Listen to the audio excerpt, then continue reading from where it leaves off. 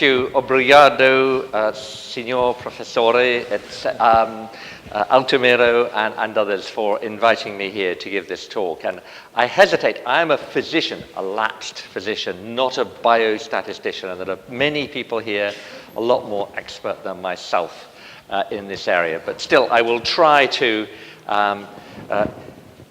really introduce the problem or the question about exploring, not establishing, but exploring causality using what we call big health data, and introduce some problems and some solutions. Just a word about the picture here. I think we're probably, I'm the only one who's old enough to remember the Pac-Man game, which swallows up. And so this is what we're trying to do, is to swallow up data and make sense. It's about big learning, not big data. So a quote here, which I think is appropriate to the city of Lisbon and the whole entire country of Portugal about fishing. If epidemiologists are compared with fishermen, causality is the big fish. Elusive, difficult to catch, and claims often exaggerated. So I'd like to just talk briefly an introduction about big health data and causality, and then some biases to be aware of. All of you here, I think, apart from the students, are probably aware of the biases. But some nice examples, I hope. And then some emerging methods to overcome these biases, and of course, the new biases they introduce. Case-only designs, regression discontinuity, Mendelian randomization, and instrumental variable. There are many other methods we could talk about, graphical models, etc., but there's limited time. And finally, you heard about my affiliation and helping set up the Cochrane collaboration. An obvious question, why not just do a trial? So big data, everybody's heard of Google flu trends. You can map the incidence of flu from people's search queries on the Google search engine. And Google developed an algorithm, a secret algorithm, about 5 years ago. And then it worked quite well. But recently, it's not very accurate. And there have been a couple of articles in Nature and Science, even I, as a doctor, have heard of these journals, showing that Google flu is not very accurate. And the nice article in Science, short article this year, entitled Big Data Hubris, talking about it's not just the size of the data. And also, not only do we need big data, we also need small data. And we'll talk about that later. There's many examples of big health data. Here's one. We know that adherence to inhaled medication is difficult, getting patients with asthma to take their inhalers regularly. So some clever engineers came up with a gadget that goes up on the top of your reliever medication, which records when did you take it. So that's very good for calculating compliance, and you get graphs here. But then they added a GPS sensor. So now you can not only find out when people are taking it, but also where they're taking it. And here's a map of, is that Manhattan Island, Long Island? I'm not sure where it is, but it shows an apparent cluster of acute asthma in that part of the city. But the big problem is, although we have the numerator here, what's the denominator? Is that a cluster because of traffic pollution? Or because a lot of people live there, or a lot of people travel to work there. So it's hard to interpret this kind of data without further information. And obviously, mapping and mashing is something which is happening all the time, bringing together data from different sources to make sense of it. So it's very exciting, but at the same time, it introduces new questions. So that is big health data in 2 slides. What are the reasons why we are interested in causality in healthcare? And there's actually many different reasons. Talk to different people that have different reasons why causality is of interest. For researchers, it's about identifying potential drug targets, disease mechanisms, risk factors, and how drugs might modify that. To clinicians, it is about guiding their action in individual patients. For policy analysts, policy wonks, it's about persuasion. Persuading politicians, persuading clinicians, clinical commissioners, people who pay for healthcare, people who write practice guidelines, public health agencies to act on new interventions, expensive interventions maybe, risk factors, guideline recommendations, etc. So it's almost a rhetorical process. Let's get data on whether this is a causal relationship, and then we can go to the politician, the minister, and say, yes, this is something you need to act on. So why are we interested in using routine data, big data, for causality? Well, there are several reasons, and I've divided the ones I'm aware of into two broad things. There's scientific reasons. Obviously, most of this data comes from the community. We saw with asthmopolis. That's people going about their normal life and work. So that means that those results should be more generalizable. They're unselected populations. Intervention as routinely taken with the adherence that you get out there. The trialist response to that might be say, yes, but we're doing pragmatic trials now. Actually, since 1967, Schwartz and Laluse, there's been this understanding that there are two kinds of trials, pragmatic and explanatory trials.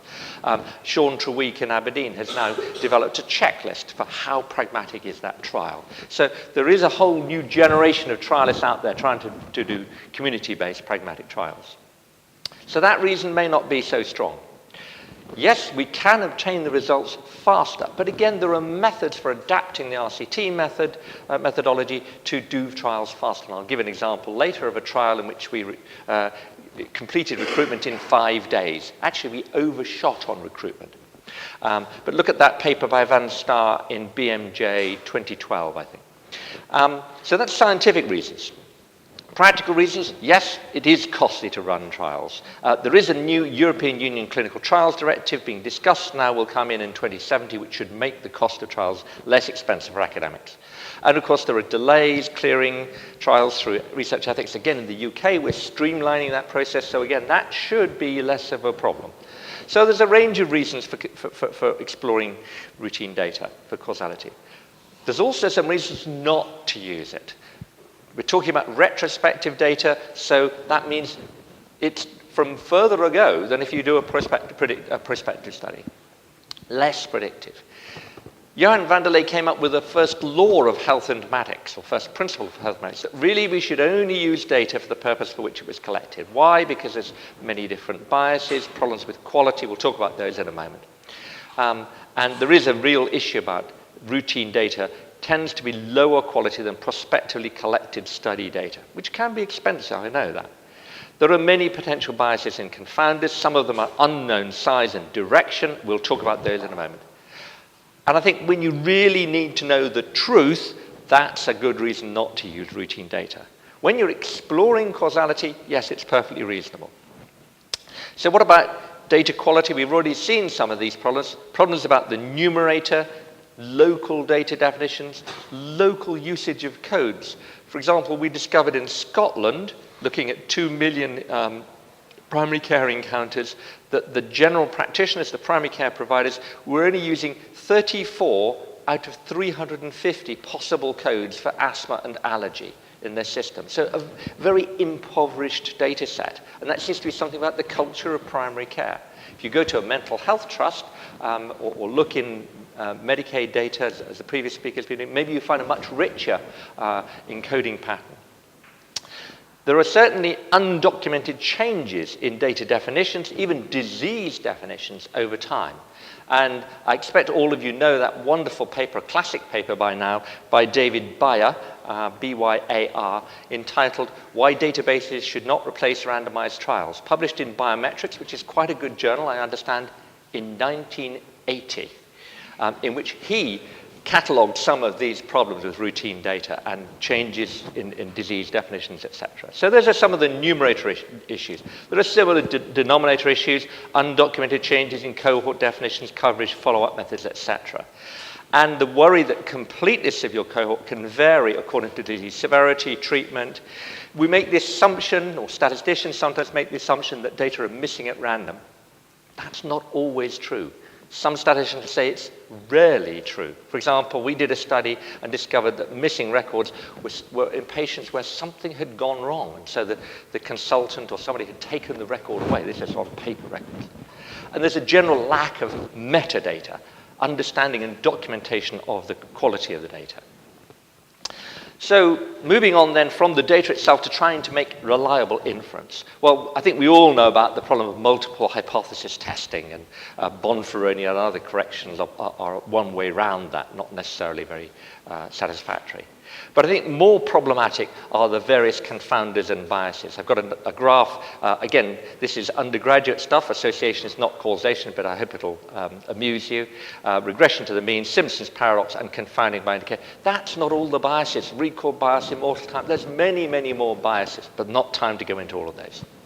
So here's a nice graph of association, and really quite a high R squared there. That's 97% of the variance in highway fatality in the US over that 5-year period was accounted for by an increase in the metric tons of fresh lemons imported to the USA from Mexico, doubling, in fact, in the volume of lemons imported over that period. The problem is, although that correlation is very, very tight, what does it mean? Is it something about the US lemon truck drivers were somehow homicidal and inflating the highway fatality rate? Is it something about the lemons themselves, that there was a neurotoxic pesticide in American lemons, and the impoverished Mexican farmers couldn't afford to use that pesticide, so it was safe, and that was causing people to drive off there? Who knows? I'm sure each of you can come up with a dozen more possible interpretations. But the problem is, it's very tempting when you find a very strong correlation like that to associate a cause. It's almost a human failing. We look for causes. But it's often difficult to suppress that tendency. So that's association is not causation. Regression to the mean, again, I'm sure you're aware of this. People who are at the extremes of distributions tend to regress to the mean over the time, even if you don't do anything. So if you're selecting those people for your intervention, you can mistakenly think that that is causing them to improve. What's the solution to that? Well, random allocation is what we use typically, and it's not a bad way. Another problem is unmeasured confounders and Simpson's paradox.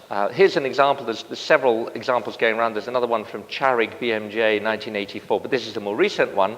This is looking at mortality in type 1 and type 2 diabetes. And what was interesting was that the mortality in this cohort, quite a big cohort, about 800, 900 patients, was apparently higher in this cohort in the type 2 diabetes, 40% in the type 2s, only 29% in the type 1s, which tend to affect younger people. So let's break it down by age and take a look.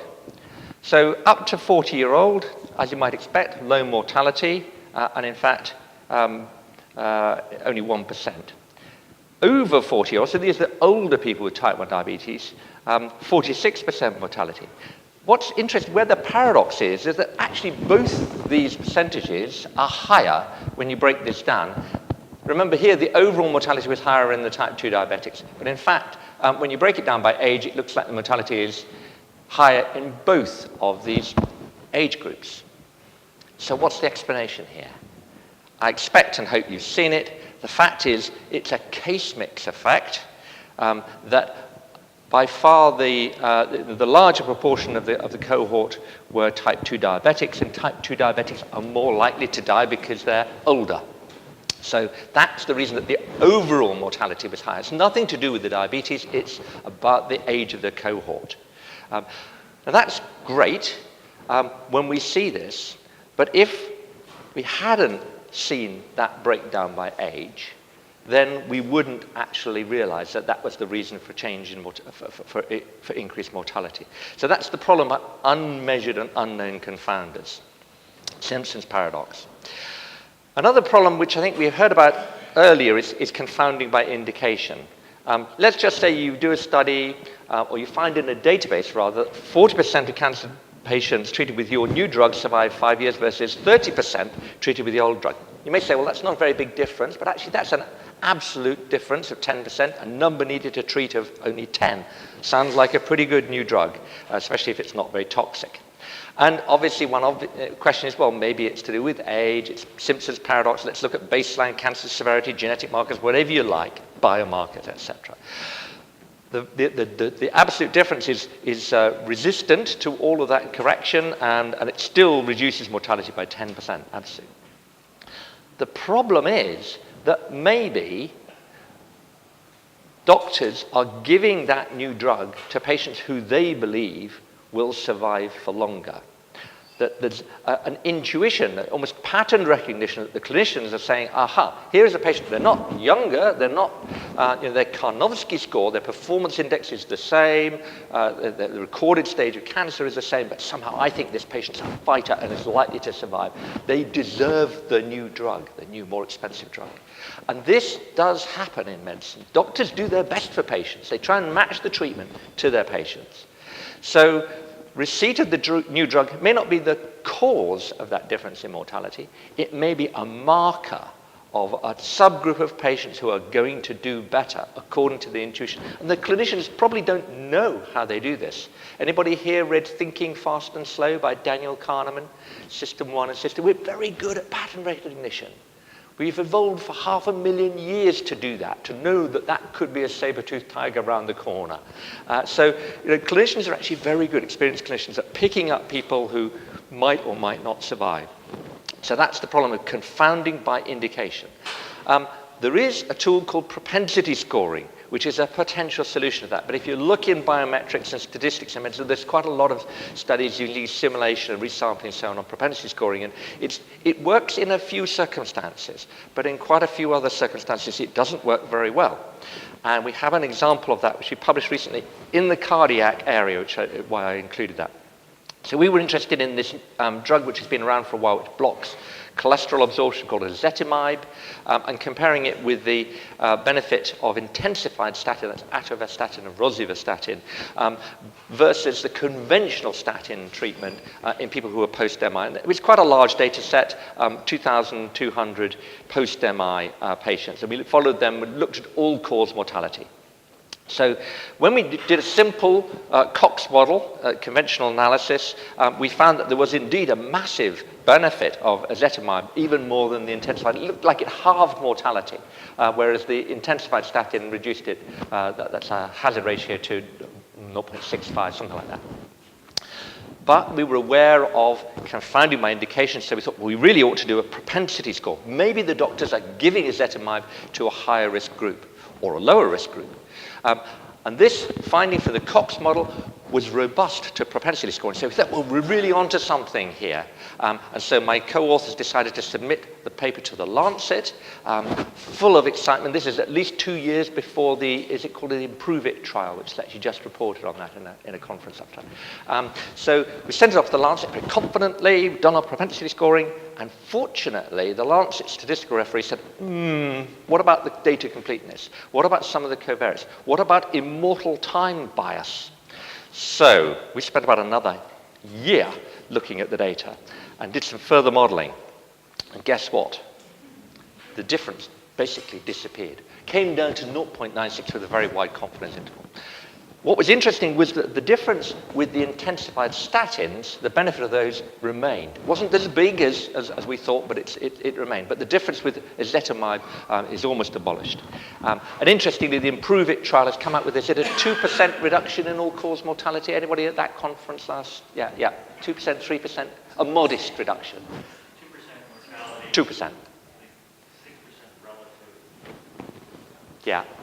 So that's an example to illustrate that propensity scoring by itself isn't a panacea. You've got to think about other characteristics of your data, some other biases as well. So moving on to kind of, well, what can we do about all this? Here are some potential solutions to what we call big learning. We don't really want the data. The data's a nuisance. It's bulky. You have to have high-performance computers. There's privacy issues and so on. What we really want is the insights from the data.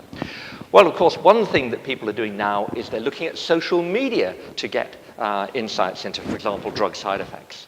And then there's 4 other designs that I just wanted to quickly run through. So the first one, mining social media, this idea that you can harvest the wisdom of the crowds, or there's a kind of Darwinistic evolution of wikis and blogs and things. Yes, well, the trouble is that we know there are also positive feedback loops. If one person in a forum mentions that they're having a rash with ampicillin, then 100 other people say, oh, yeah, I get that too, I must be allergic. No, actually. And there's also the phenomenon of mass hysteria in crowds. We know that. Again, as I said, we're social organisms. We pick up subtle clues from one another. Also, if you look at at tweets, if you look at Facebook, etc., you find that people are talking about their symptoms. It's very rare to find clinically observed findings, let alone lab data, verified diagnoses, etc.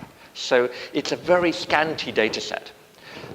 More worrying is it's a biased, or can be a biased data set. I know a guy whose job title is community manager. His job is to get people to tweet and to blog and to rate things and so on. Fortunately, this is for the NHS, not for industry. But there are people in industry who have the same job. There are click factories out there. For $100, you can buy 10,000 tweets.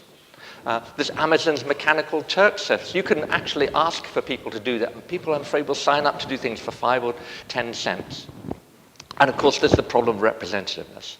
So, great idea for marketing once you know what the message is. But I wouldn't caution, take caution using it to actually suggest hypotheses.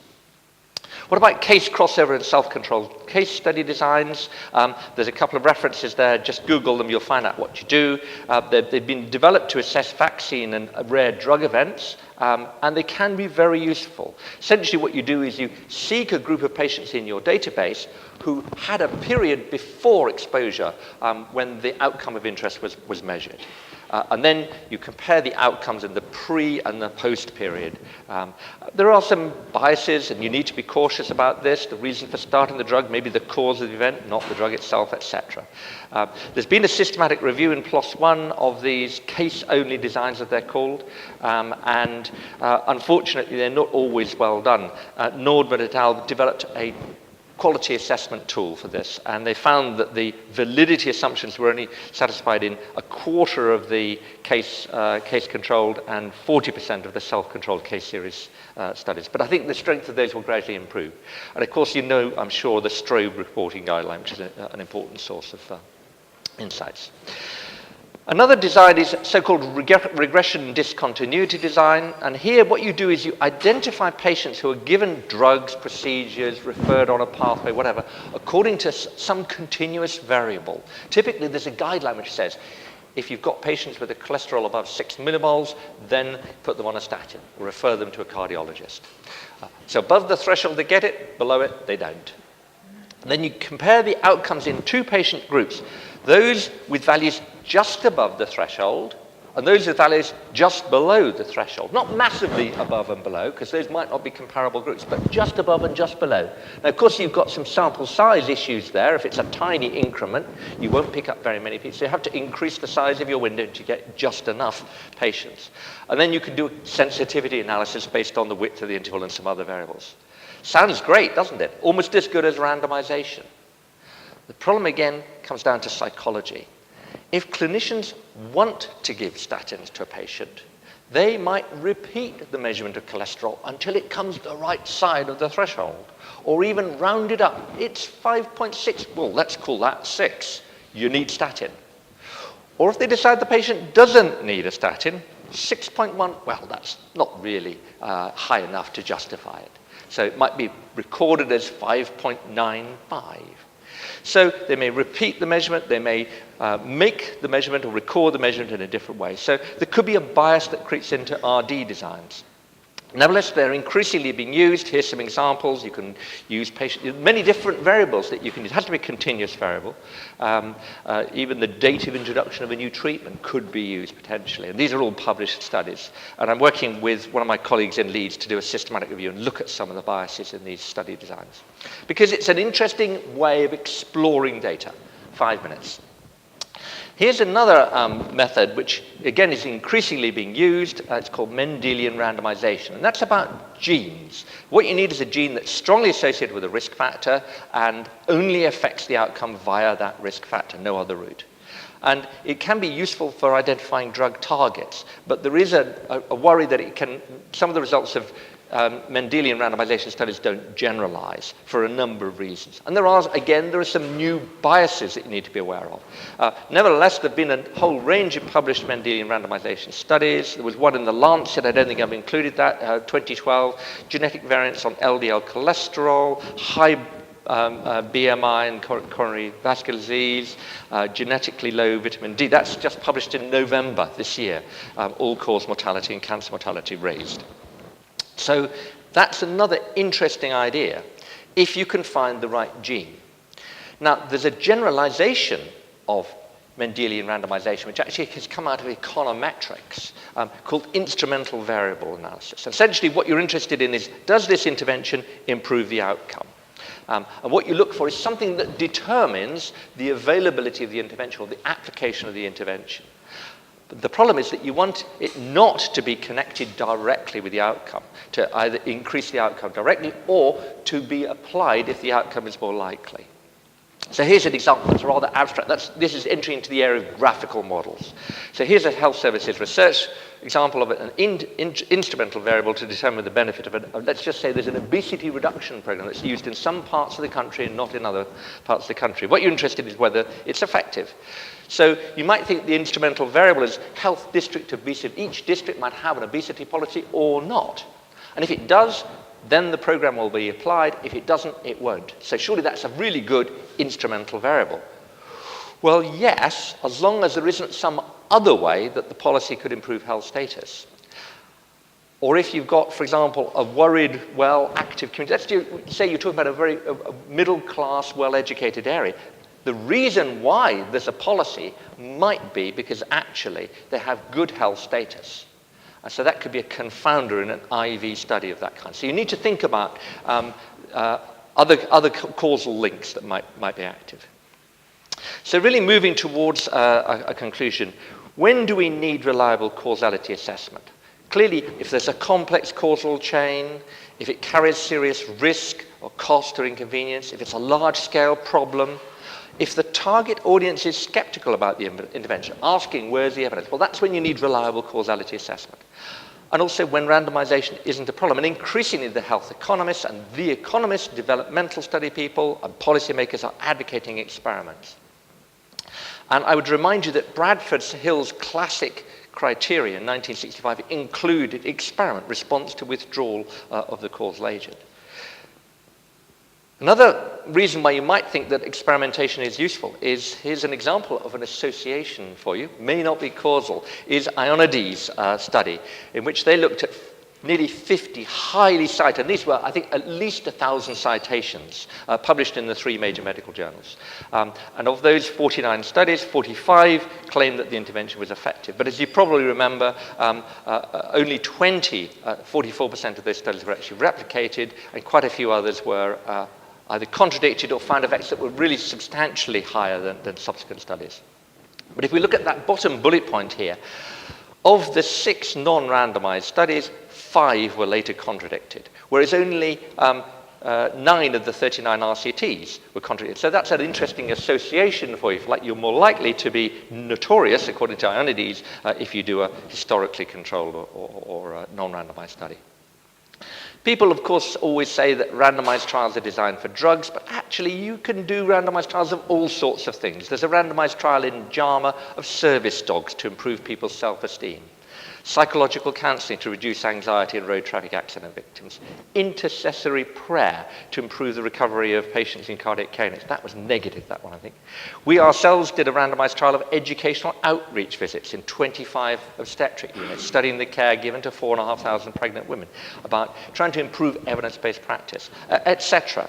So actually there have been all sorts of really interesting randomized trials. The one at the bottom, design of web pages, was carried out in 1.2 million visitors to the website where you get your driver's license in the UK. And it was actually trying to improve the rate of joining the NHS organ donation register. So I've perhaps sounded a bit skeptical about big health data. What questions can it safely answer? Well, a lot of very interesting and important descriptive questions. And also questions about association, for example, prognostic markers. Causative questions, I'm not so sure. Just a word to say what we're doing in Leeds now. We've been able to get 13 million of Research Council awards, and our Vice-Chancellor, new Vice-Chancellor, is very supportive of big data and has agreed with us setting up an Institute for Data Analytics. And that's about research, but also about capacity development, producing the data analysts, the well-educated data analysts of the future. So, conclusions. Big health data is coming fast, but varies a lot in quality.